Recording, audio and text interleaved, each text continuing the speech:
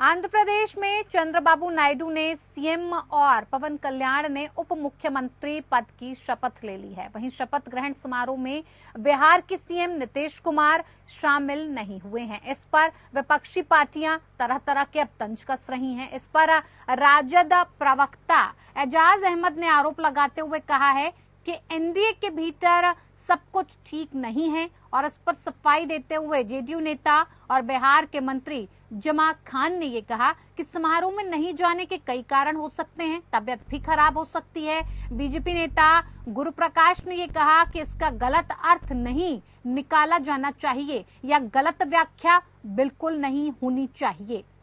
तो आपको बता दें कि चंद्रबाबू नायडू के शपथ ग्रहण समारोह में नीतीश कुमार बिहार के मुख्यमंत्री हैं जो वो शामिल नहीं हुए। अब ऐसे में ये कयास लगाए जा रहे हैं और ये खबरें आ रही हैं कि कहीं ना कहीं एनडीए में फूट पड़ चुकी है। आरजेडी की तरफ से इस बात को भुनाया जा रहा है, इस बात को उठाया जा रहा है और कहा जा रहा है कि क्या एनडीए में सब कुछ ठीक चल रहा है, क्या एनडीए में किसी तरह की कोई गड़बड़ी नहीं है, जिस पर जेडीयू ने भी अपनी सफाई पेश की है। उन्होंने ये कहा है कि किसी कार्यक्रम में अगर शामिल नहीं हुए हैं तो उसके कई कारण हो सकते हैं। समारोह में शामिल ना होना ये कहीं से नहीं जताता कि एनडीए में किसी तरह की फूट है या किसी तरह से कुछ ठीक नहीं चल रहा है। इसका गलत अर्थ या गलत मतलब बिल्कुल नहीं निकाला जाना चाहिए।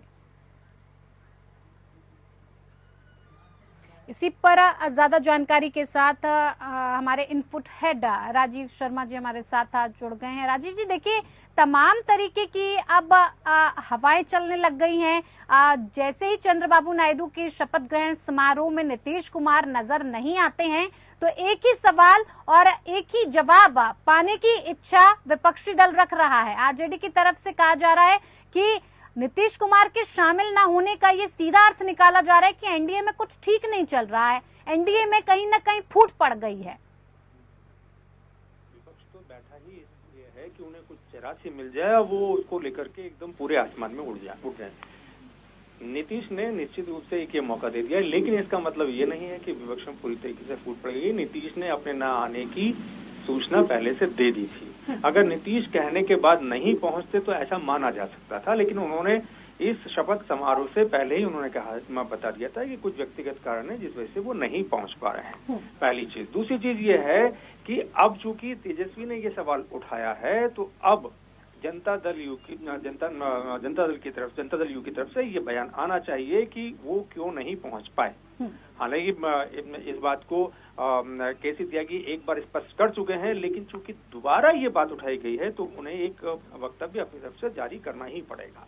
दूसरी बात ये देखिए, अगर तेजस्वी कहते हैं कि एनडीए में फूट पड़ चुकी है तो मंच पर शिवसेना की तरफ से भी थे, मंच पर चिराग पासवान भी थे, मंच पर और तमाम दलों के नेता थे, पलानी स्वामी भी थे। तो इस तरीके से बहुत सारे लोग वहां मौजूद थे।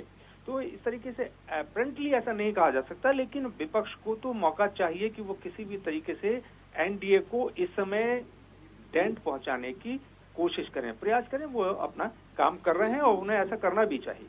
जी वक्त जी बिल्कुल राजीव जी, आपका बहुत बहुत धन्यवाद तमाम जानकारी इस खबर से जुड़ी हुई हमारे दर्शकों तक पहुंचाने के लिए।